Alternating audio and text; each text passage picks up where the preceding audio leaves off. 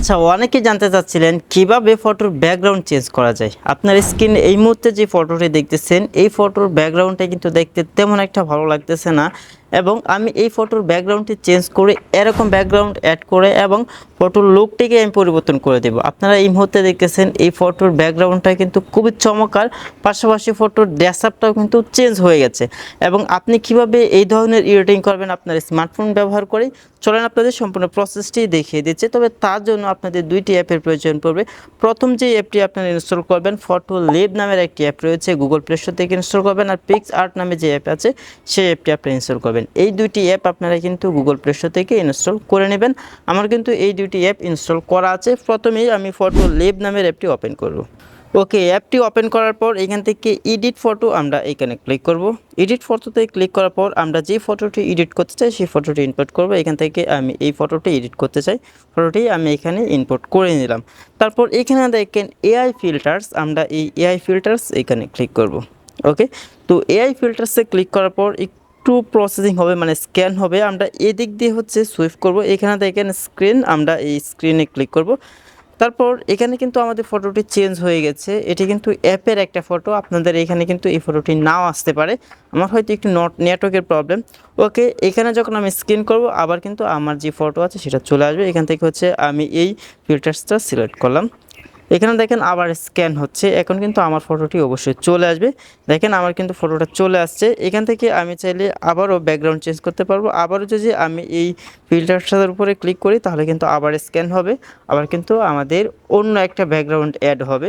পাশাপাশি আমরা এই দিক দিয়েও যদি ক্লিক করি তাহলে কিন্তু আমাদের ব্যাকগ্রাউন্ড চেঞ্জ হবে। যদি আমি এখানে ক্লিক করি তাহলে কিন্তু এখানে দেখেন আমাদের কিন্তু ব্যাকগ্রাউন্ড চেঞ্জ হবে, স্ক্যান হচ্ছে আর কি।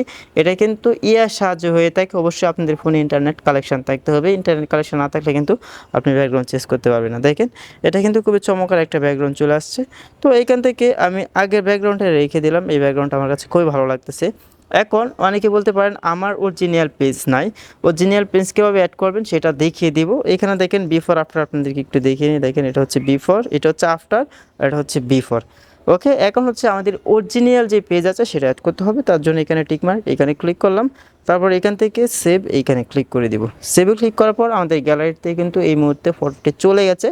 এখন আমাদের অরিজিনাল পেজ অ্যাড করতে হবে, তার জন্য হোমে চলে আসবো। হোমে আসার পর এখন পিক্সআর্ট যে অ্যাপ আছে সেই অ্যাপটি ওপেন করব। পিক্সআর্ট ওপেন করার পর আমাদের পেজটাকে অ্যাড করতে হবে। ওইখানে দেখেন প্লাস আইকন, আমরা এখানে ক্লিক করব। এই প্লাসে ক্লিক করার পর আমরা যে ফটোটি এডিট করতে চাই সেই ফটোটি এখান থেকে ইনপুট করব। ওকে, দেখেন আমাদের কিন্তু ফটোটি এখানে চলে আসছে। তারপর আমাদের অরিজিনাল যে ফটো আছে সেটা এখানে অ্যাড করতে হবে, তার জন্য অ্যাড ফটো এখানে ক্লিক করব। ওকে, তো অ্যাড ফটোতে ক্লিক করার পর এখান থেকে আমাদের অরিজিনাল ফটোটা এটা এখান থেকে অ্যাড করব, তার জন্য আবার অ্যাডে ক্লিক করব।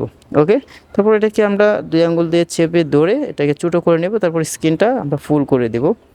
দেখেন এটার সাথে কিন্তু আমরা ফুল করে দেবো। তারপর এখানে অপাসিটিটা একটু কমিয়ে আমরা দেখব যে ঠিক আছে কি না। ওকে, দেখেন এটা কিন্তু ঠিক আছে। ওকে, তারপর এখান থেকে আমরা এই যে ইরেজ করব, তার জন্য এখানে দেখেন ইরেজ আইকন, এখানে ক্লিক করব। এখানে ক্লিক করার পর এখানে দেখেন ইনভার্ট, আমরা এখানে ক্লিক করব। এখানে ক্লিক করার পর এখন হচ্ছে আমাদের ইরেজ করতে হবে, জুম করব। আমরা জুম করে এখানে দেখেন রিসার, আমরা এই রিস্টোর এখানে ক্লিক করব। তারপর সাইজটাকে আমরা একটু কমিয়ে বাড়িয়ে নেব, এটাকে একটু কমিয়ে দেবো। ওকে, এখন হচ্ছে এখান থেকে আমরা ইরেজ করব। ইরেজ করার পর দেখবেন আমাদের অরিজিনাল যে পেজ আছে সেটা কিন্তু চলে আসবে। ওকে, দেখেন আমাদের কিন্তু অরিজিনাল পেজটা চলে আসছে। ওকে, তারপর এখান থেকে ইরেজ আমি এখানে ক্লিক করব। তারপর এটাকে আমরা আবার একটু অ্যাড করে নেব, কারণ হচ্ছে স্ক্রিনটা কিন্তু অন্যরকম দেখা যাচ্ছে। এভাবে আপনারা ঠিকঠাকভাবে ইরেজ করে আপনারা অ্যাড করে দেবেন আপনাদের পেজটা। দেখেন এখন কিন্তু আমার রিয়েল যে পেজ আছে সেটা কিন্তু অ্যাড হয়ে গেছে। এখন আবার হচ্ছে আমি টিকমার্ক এখানে ক্লিক করব। ওকে, তারপর আবার টিকমার্ক এখানে ক্লিক করব। এখন আমি বিফোর আফটারটা আপনাদেরকে দেখাই। এটা হচ্ছে আমাদের বিফোর, এটা হচ্ছে আমাদের আফটার। দেখেন আমার কিন্তু অরিজিনাল পেজ চলে আসছে এবং ফটোর লুকটাই কিন্তু চেঞ্জ হয়ে গেছে। এখন আমাদের গ্যালারিতে নিতে হবে ফটোটি, তার জন্য এখানে দেখেন ডাউনলোডের একটা আইকন আছে, এখানে ক্লিক করব। মানে সেভ হয়ে আমাদের গ্যালারিতে চলে যাবে। আমি ক্লোজ এখানে ক্লিক করে দিলাম। এখন এই ফটোটি আমি ফেসবুক, ইনস্টাগ্রাম বা বিভিন্ন সোশ্যাল মিডিয়াতে আপলোড করতে পারবো। দেখে কেউই বুঝতে পারবে না এই ফটোটা এডিটিং করা হয়েছে, মানে ব্যাকগ্রাউন্ডটা চেঞ্জ করা হয়েছে। আশা করি আপনাদের কাছে এই ভিডিওটি খুবই হেল্পফুল হয়েছে। তবে এরকম হেল্পফুল ভিডিও পেতে আমাদের চ্যানেলের পাশে থাকুন। চ্যানেলে নতুন হয়ে থাকলে চ্যানেলটি সাবস্ক্রাইব করে রাখুন। তো সকলেই ভালো থাকুন, সুস্থ থাকুন। আল্লাহ হাফেজ।